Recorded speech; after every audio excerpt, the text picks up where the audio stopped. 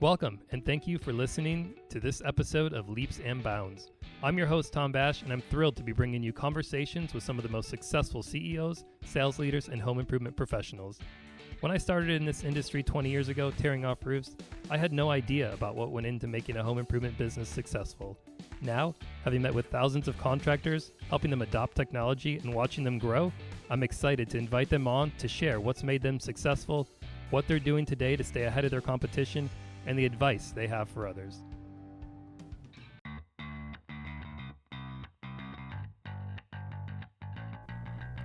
On today's episode, I'm joined by Andrew Starnino of Bathfitter Inland Northwest. Listen as he shares his deep roots with the Bathfitter brand, why he recommends specializing in one trade, and the thing he's done that's been a total game changer. We'll also discuss his approach to customer experience and how they've gone about setting the right expectation at a time when there's uncertainty in material availability and global supply chain concerns. Well, I'm excited to get this show started, so let's go. Hey Andrew, welcome to the show. Hey Tom, how are you? Thanks. Good. Thanks for joining us. I like to start these off, and I always have started these off by asking, how'd you get into the industry? So I want to start there, and then we'll dive into some more things later.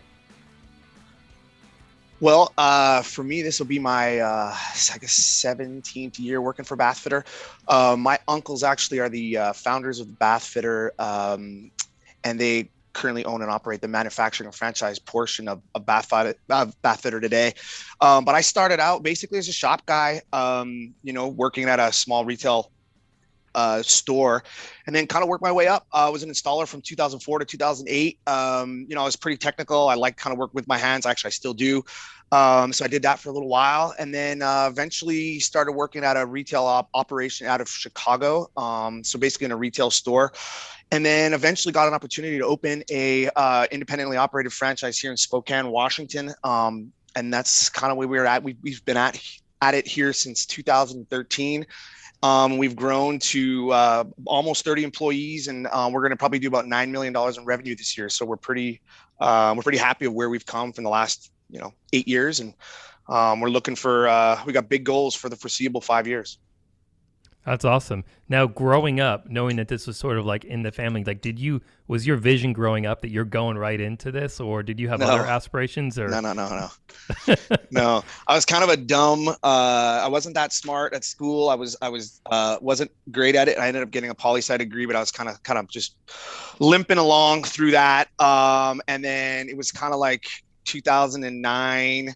I was felt like I was pretty good at installing, but not really great. So it was like not a really clear path. It was just kind of what was going on. And then I was like middle of January, and I was in Montreal, and I just graduated from university. Didn't really know exactly what to do. And they said, "Hey, do you want to go to Florida?" I said, "Sure." January, I'm in Canada. You want to go to Florida? Yeah, right. Work right. at one Sign of these. me up. He's like, I'm in. So yeah, that's how it kind of started. I actually bounced around as a special projects manager, kind of helping out some locations that were struggling, or when there was management or ownership changes. That was kind of my role, to go in there and help. But it was really just, sometimes go install and fix something, sometimes take care of a customer, sometimes help an employee, whatever it was. So I was really, really, really lucky to have that opportunity, because I was able to kind of see and learn what wasn't working, and then be able to kind of really start getting the experience that you needed. So it was like kind of learning by seeing what was not good. Yeah, absolutely. That's interesting. So you do this. You're an installer, and I mean, what was that like? Because you transitioned out of being an installer right when like the economy crashed and everything. Yeah. So during that whole time, like from 2009 to like 2010, 11-ish, we were, there was some stuff people were struggling, right? Like it was harder to get business. It was harder to, it was a tough time. It was really, really good learning experience, in the sense of it wasn't easy to get new business. It wasn't easy to work with people. I mean, there's a lot of negativity going around at the time. And for me, it was the beginning of my career. So it was kind of, thank God it happened though, cause I learned a ton, right? Like your level of learning from seeing things that don't go well are amazing. Yeah. 100%. So today you're a bath fitter. That's all you do, right? Is baths. I mean, tell me more about what the business does. Yeah. So our business is strictly tubs and shower areas, so the wet area of a bathroom, and we'd like to keep it that way. Our goal is to kind of stay really efficient and specialized in what we do. But basically, we have an acrylic bath system that's basically a specialty line of products that can basically tackle any bath or shower project you can think of in a residential or commercial setting. So we have a whole host. We have hundreds and hundreds of shower pans, hundreds and hundreds of tubs. We do shower doors. We'll do fixture installation, as far as like faucets, seats, some basic accessories. Even go so far as maybe do some wainscoting in some bathrooms, but that's pretty limited. So for the most part, it's 99.9% is bath and showers.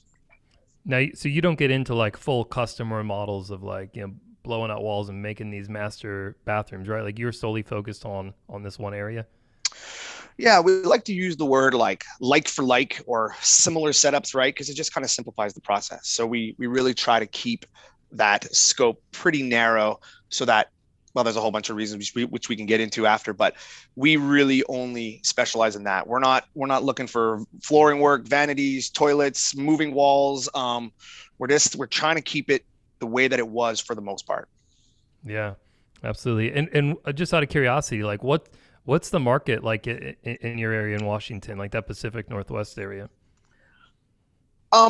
It's kind of interesting because we operate basically two locations. One is in the Tri-Cities of Washington, so it's kind of central Washington. It's east of the Cascade Mountains, so it's not Seattle, but it's east of that, all the way through to the Spokane area, which kind of trickles into the Idaho Panhandle.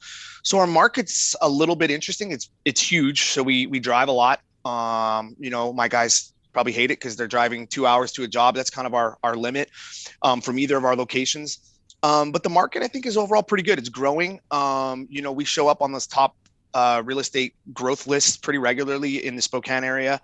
And then the apple, if you've ever had any wine from Washington, most of it's in the Apple and Wine Valley, which is in like the Yakima Tri-Cities corridor there, and Walla Walla, Washington. That's kind of our area. That area is really mostly kind of new, not that old. So you got a lot of homes that are not, 1980s kind of newer style homes, versus the Spokane area is really an old city, pretty small, but very old. So lots of cast iron and steel bathtubs and single family homes with one bathroom. So which is great for us. Yeah. What's your customer demographic? Like, is it an older demographic? Like I just envision it is, but is it not? So from a demographic standpoint, I'd like to say we have three kind of different customers. We have, if you look at the older demographic, we're what you'd call a changing elder, somebody with some sort of a disability, a senior, whatever, right? Something that they're changing. They want to get a tub to shower conversion. So that's obviously one demographic, right? And generally speaking, that's a senior citizen with an older home. That's our, if you want to get really specific, our other two would be aesthetic updaters and functional fixers, right? So the aesthetic updaters are going to be those people who just kind of want an updated bathroom, who just want something nicer. They want it done quick. So though that demographic is a little more wider, let's just say, and then you have the functional fixers, people who just have something wrong. They have a leak, a problem, a hole in their tile, grout lines coming up, whatever, right? A drain problem, something like that. So those two segments are kind of wider in the demographic, but generally speaking, we want to see 55 and up. We focus towards women. We want a home value of at least $150,000 or more. We're looking for homes that are older. The reality is 20-year-old homes or more is our ideal prospect. That's we want to see $75,000 or more in per capita income. Yeah, I like it. Sounds like you got it pretty narrowly focused and your demographics figured out. I'm always curious, like you say, $150,000 home value. And it's so funny because it changes from region to region, like what that entails, right? Yeah. Like a $250,000 home in upstate New York could be 4,000 square feet, and here where I'm at in Maryland, $250,000, like you're lucky to get a townhouse in a nice area like that. It's just so different, the demographic. What does $150,000 get you up there? Well, that depends. It used to, up until 36 months ago, it got you an okay house. So today, I don't know. I can't answer that like 100%. We bought a 2-bedroom, 2-bath home small, like 1,000 square foot home in a really nice neighborhood of Spokane in 2014 for $172,000. Today, that house is probably worth 400. So I don't Yeah. know, but we want to. My main reason of saying that though is like you kind of just need the house to be worth of a certain, to Sure. make it worthwhile, right? Yeah, absolutely. So there's an ROI on that. Yeah. Awesome. I'd love to know, several things more about the business, but we'll dive into those here one at a time. But I'd like to know what are you most excited about? Like, what have you got that really excites you going on in the business? Should I say our next Leap council meeting? You're welcome to. And full disclosure, so everybody knows too. Obviously, like you're a member of our Leap Customer Advisory Board, so we certainly appreciate the input and guidance that you give us. But yeah, that's a great plug. Yeah, no, I'm just kidding. But I think, I mean, in the big picture, I don't know. I love coming to work. I love today. I love coming to work even more today than I did 3, 4 years ago. But for us, I think the growth of the business, we're moving into a new location next year. We're looking to grow, but I'm really looking at kind of just totally dialing in the business, making sure every process is completely dialed in, making sure that our customer experience and the whole journey that they go through to get our product is really dialed in and really good. And helping our team grow, get more training. So those are things I'm kind of excited about, from our little world over here. You mentioned customer experience and naturally that's right up my alley. Like I just love to understand like where do you see the biggest area or opportunity for improvement within your customer experience? Like for us specifically or for the industry? Well, for you specifically, but if you think it's different for the industry, love to hear that too. Well, for us specifically, I think that I just want to have it so that like every customer, when they talk to us, kind of gets the same setup, right? Where sometimes it's this, sometimes that, like we kind of miss the mark. I think we do a great job overall. And, we have a great rating on, Google reviews and with 4-star rating and A+ and all that good stuff, right? And I think for the most part, we do a really good job, but there's a few holes that are not like totally dialed in. And it often comes down to communication. I think that the biggest breakdown is going to be people just kind of want to have an expectation. They want to be communicated with properly. So that experience is going to make or break in there. I think obviously our technicians in the field are fantastic. They usually come in and save the day when we screw it up on the communication side, or if we screw it up on that side of it. And then maybe the after sale, right? Like having a bit more of a better process for if something goes wrong, if you got a small issue or you got a whatever, right? If something goes wrong, I want to make sure that we have that whole process after install or post install completely dialed in so that, we have appropriate response times. We have, just to make sure that's completely dialed in from A to Z. Yeah, absolutely. Are you guys, just out of curiosity, I've talked about this with a couple other people, but like, are you doing anything post sale with your customers to either get referrals, get reviews, send a thank you gift card? I don't know, any of those things. What do you do today post sale? Not enough. Let's just put it that way. We Okay. kind of communicate with them, like we'll contact them. Sometimes we'll ask for their business, ask for future business referrals. So it's just, I was talking about the get the referral thing, but like we need to dial that in a little further to figure out a true referral system after, and then maybe the gift situation or the gift thing where you give someone a gift after the sale. I think that's those are all good things that and we're also looking into that, Yeah. What's your current lead time from I say lead time, but the time from job is sold to the time that it's installed? I like to see everything installed in 6 weeks just because the consumer likes that the best. It gives us enough time for ordering materials, arrival, processing, all that good stuff. Sometimes it's, this earlier this year, we were as far as 14 weeks out, but right now we've kind of reined it back in. We've got a pretty good spot where we're probably about 8 to 10 weeks at the most right now. And how are you keeping the customer in the loop and making sure that they're not getting anxious as that time period, ticks on? Well, one, set the expectation up front, right? When we sell the job, here's what it's going to look like. We're going to be 8 to 10 weeks out. We're going to make sure that they sign off on it. In fact, we have a sign up in the Leap that says, hey, right now we like to, we're installing jobs in 6 to 8 weeks, but some of them are taking 12 to 14 weeks. So we're just setting the expectation that if something goes wrong, back orders, whatever, right? There could be, obviously there's preventative sick days and COVID and all that stuff. We're dealing with a whole bunch of variety of factors here that are delaying stuff. So we're just trying to put it out there like, look, we're going to do our absolute best. But if we set that, set the expectation ahead of time, have them sign off on it, usually goes okay. Then we're giving them notifications as throughout the process. When the materials get ordered, they get an email. When the materials are in progress, they get an email. Then they get an email when, or then they get a call from us to schedule the actual job. So they're getting communication from us the entire time. Yeah, that's great. And I imagine you're seeing a good response from customers with that clear communication of knowing, setting the right expectations, and that's sort of keeping them at bay from coming to you restless.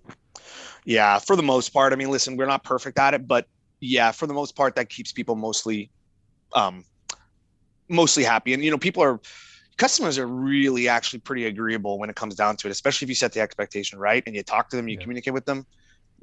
People are pretty cool. Customers are really pretty nice overall. Yeah, I'd love to understand. I know you've been doing this now, I guess, probably feels like a long time, even though relatively speaking, it's probably not that long, but 15, 16, 17, 18 years, something like that. What has helped you? What maybe resources have helped you along the way? You mentioned like you're more excited today than you were maybe 3-4 years ago. Like, are there things in your life or things that your resources that you're reading or people you're listening to or things that are providing knowledge and insight along the way?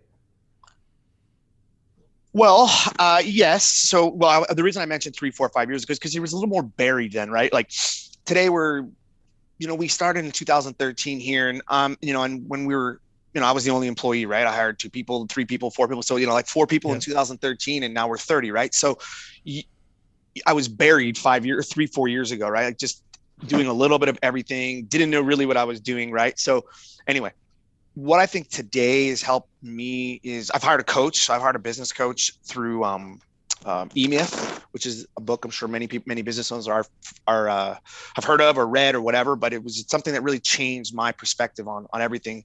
And then I eventually got so far to look for a coach, and it turns out they have a great coaching program that you can actually go through. And I've been doing that for about 2.5 years, and that's been a total game changer for me personally and for the business, I think. What do you think's been like the biggest benefit of that, or biggest piece of information they've given you that's really like maybe opened a door or allowed you to think differently about something? So from the coaching standpoint, you mean? Yeah, exactly.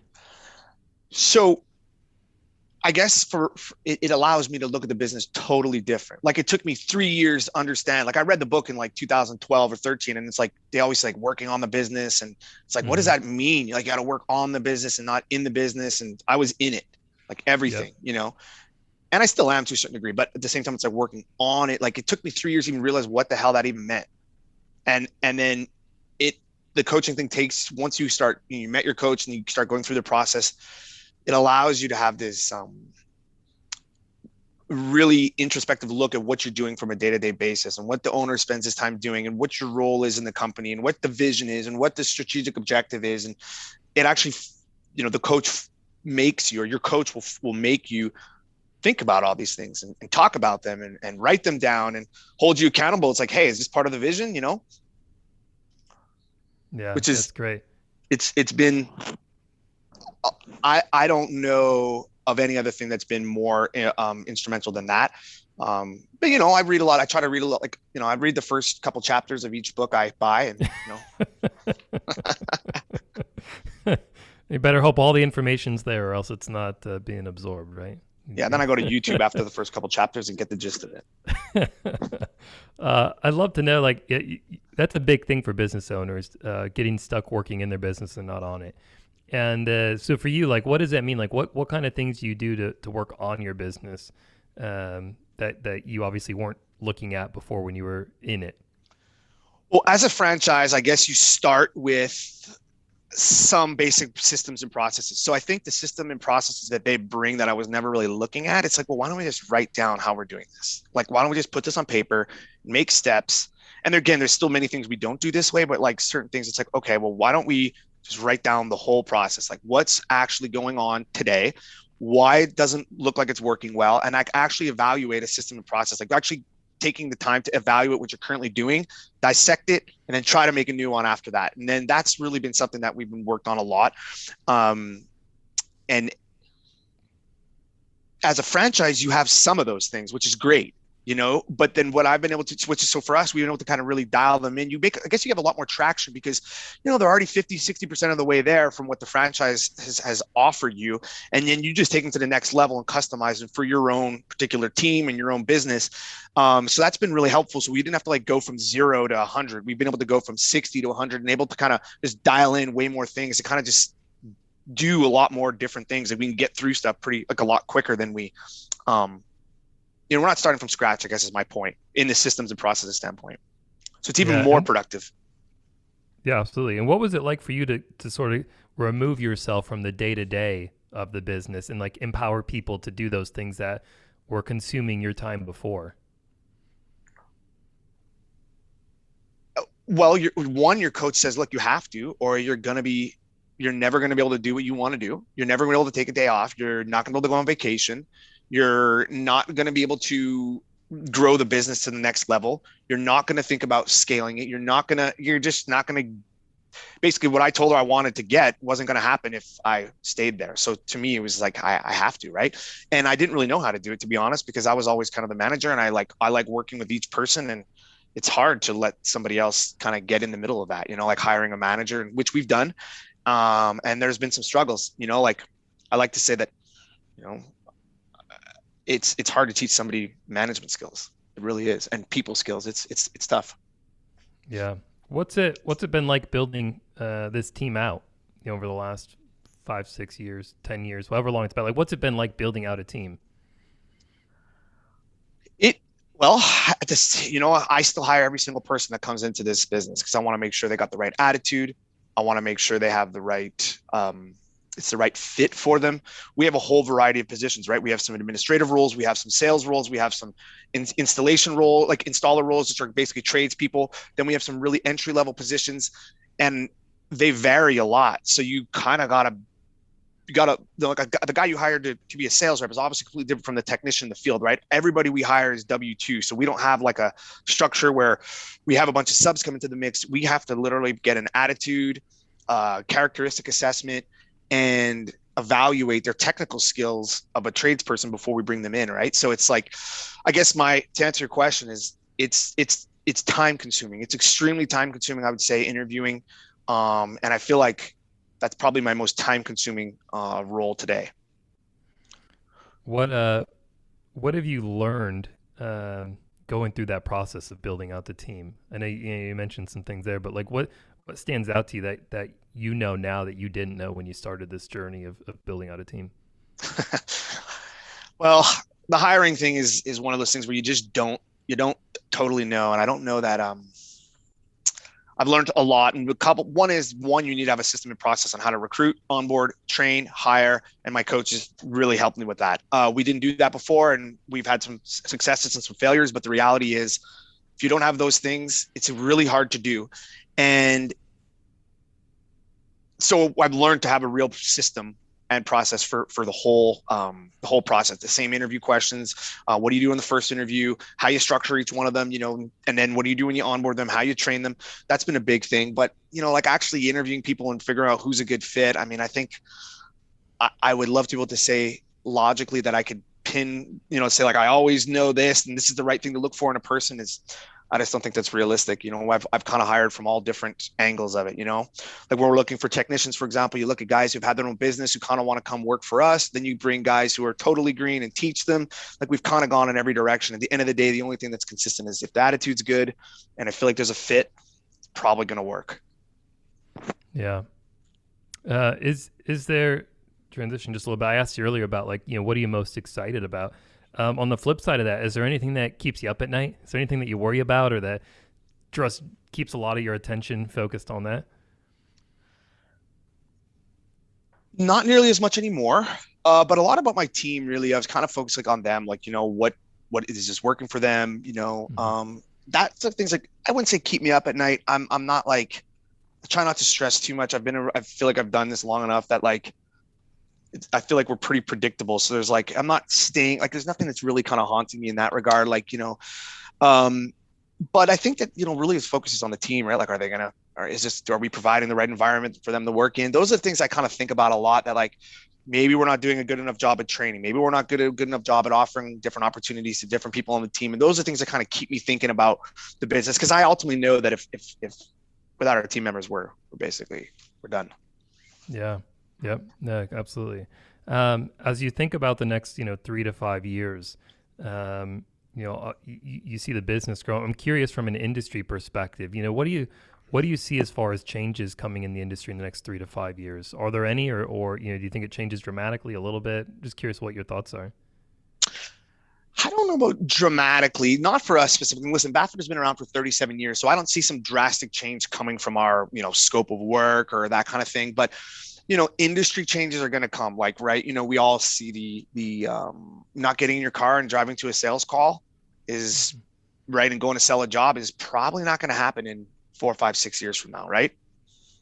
Like to actually go to an on-site visit, like most people in the roofing industry don't go at all, right? Like you know the deal. I mean, it's like it's crazy that the reality is we don't have to get in our car anymore to go to sell a job, which is pretty cool, I guess. So I think that's going to happen. I don't know, and it's already happening. As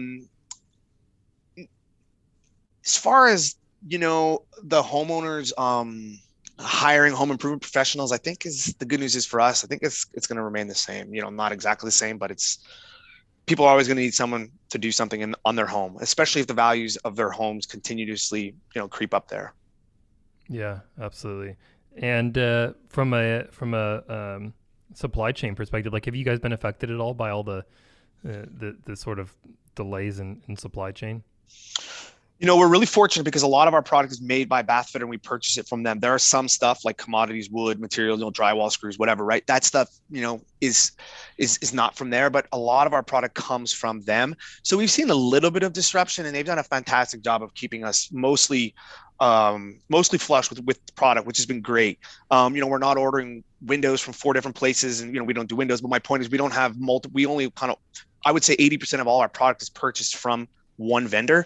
So that's been good. They've been good at delivering to us. We have some back orders here and there, but for the most part, we've been able to kind of not be extremely other than shipping costs have gone up, but other than that, we haven't really had to reschedule jobs and push stuff way out because of back orders. And do you think the specialization, like on how narrowly focused you are on what you specialize in, do you think that plays a role into it as well? Not 100%. as you're not as exposed. Yes. I mean, that's really what it is, right? Because the reality is there's only, we have certain products can be reused for the same projects that, the same things, right? So there's certain wall systems, for example, and certain fixtures. They're specifically ordered for that customer, but it doesn't mean we don't have 7 other ones on the shelf currently. Yeah, makes a lot of sense. So I'd love to know what are you doing when you're not working? What do you enjoy doing? Well, I love working, so that's good. I consider it a hobby. No, I take on a lot of different remodel projects at my own home, or that kind of thing. I love doing that kind of hands-on work when I can. I'm not very good at it, but I like doing it. We're actually gearing up for the snowmobile season up here. So up in northern Idaho, there's some fantastic snowmobile trails. So I do a lot of that. I'm kind of gearing up for some big snowboarding and snowmobile trips coming up. So that's what's kind of occupying my time right now. And then I have a 3.5-year-old son, so obviously that's pretty time consuming as well.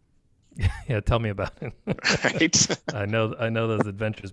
Mine turns 4 here real shortly. What kind of remodeling projects do you do? Well, I personally I'll take on the easy stuff because like I said, I'm not that. I was a medium installer and I'm a medium technician. I like it, like I like messing around the garage and screwing around with cars and like I'll whatever. Basically, my house has been remodeled from A to Z, whether it's windows, painting, trim, adding a balcony, adding a garage, adding a deck, whatever, right? So I'm always kind of doing something different there. Where do you go to learn how to do these things? Are you looking on YouTube or? Yes. Yeah. And I have a contractor we use it. He helps me with some stuff, and a lot of stuff is we kind of work together on it. But yeah, YouTube's a huge. I mean, it's crazy what you can learn how to do in a short period of time if you want to. Oh, for sure. I enjoy starting demo projects and stuff. I'm like, I'll get about 80% of the way there, and I'll I'll hang up some drywall and then I'm like, ugh, I don't really want to do all this taping and mudding and finishing. And I agree. That's my problem. Yeah, no, I agree. Me too. I mean, I kind of will take it, like I'll make the plan and then kind of do some stuff and fill in the blanks and then have some other people do the work, throughout the process. But the other thing is, I don't know, I was thinking about making a company, like, and then the last part of the project, like the last 10% of the project kind of always kind of lingers too, like the little painting touch-ups. So I was actually thinking about opening a home improvement company completely separate that just is like a wrap-up punch list kind of thing. Yep. Call it the last 10%. Exactly. You don't need the most skilled person to do it. You just need the punch list to get done. Everybody wants it done. I was talking to my buddy about it. We were joking about it. Like, it's always that last little bit that never kind of gets totally dialed in. The shelf never gets put up. The finishing touches never get completely done, Like crown molding on the kitchen cabinets. And I'm speaking from experience here. Yeah. I'm just walking around your house and go, that's not done. That's weird. Like, we got most of the way there. And it's like, God, that's weird. Well, that's awesome. Well, I'm glad you're looking forward to winter. I am not. I need to get more winter activities. Come on up here, man. I got an extra sled. You can come try it out. I can't wait for winter. Yeah. All year long, I wait for it. I need some more winter activities, and I think I'd enjoy it more. I spend my winter counting down until it's spring. So I think that's my problem. That's torture, man. Don't do that. Yeah. Well, anyways, I appreciate it, Andrew. We're getting about out of time here, but I'd love to know, just the last thing, what advice do you have for others that maybe similar to you are an installer and maybe have ambitions of getting into the business side of it? What advice do you have from them? Any mistakes you've learned that maybe can help them? But just curious to know those listening that maybe have some ambitions to continue on in their career paths. Well, I guess for me, I was kind of in a really fortunate situation, but like we've experienced, I kind of learned a little bit as when I ran my own business, that like, okay, you can't do everything, right? And it actually comes down to the E-Myth book. If you've ever read it, they break it down from the technician, the manager, and the entrepreneur. And the reality is, it's this concept that you can't really do everything, right? Like, even because you're a good technician doesn't mean you should run a business, right? Even if you are a good technician, you need to figure out how to get somebody to help you with the entrepreneur side and then the management side, right? So I guess knowing what you're good at and then really try to focus on that. Like for myself, when I opened the business, I said, I can't go do the work. Like I got to make a clear boundary for myself. Like, even if I had the most screaming mad customer that wanted the job done tomorrow, no matter what I was not going to let myself go in and jump in and go fix that problem. Like, I would, obviously talk to them, but I wasn't going to go and actually do the work.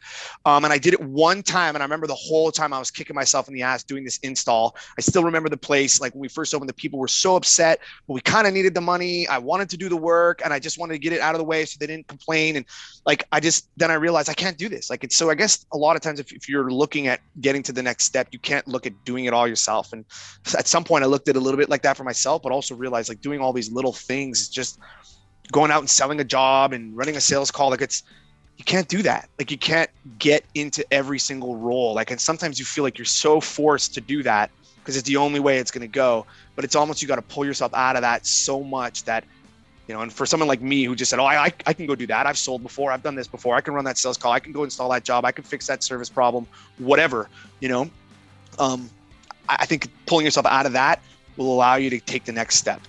That makes sense. Yeah, absolutely. So it's like understanding what your strengths are. Exactly. I know for me, it's like being able to say no. Like, it's super hard. You want to do everything, and maybe there's things you can do well, but it's taken away from other things, and there's other people that may be able to do it better. And so for me, I know it's like saying no. I mean, saying no is tricky, right? Like, even to staff or whatever, when things come up, or saying no to customers or saying no to jobs or whatever, right? Like, that's, it's hard to say no to my 4-year-old son. Yes. He wants something. 100%. So, all right, Andrew. Hey, I appreciate it. Thank you for joining us, and have a great day. Well, thanks, Tom. Well, that'll do it for today's show. I truly hope you enjoyed this episode of Leaps and Bounds. If you did, be sure to leave us a 5-star rating and review, and subscribe to the podcast. We look forward to bringing you more exclusive conversations with some of the most successful home improvement leaders. If you're interested in learning more about Leap, be sure to check us out at leapdigital.com or follow us on our social channels. Until next time, see ya.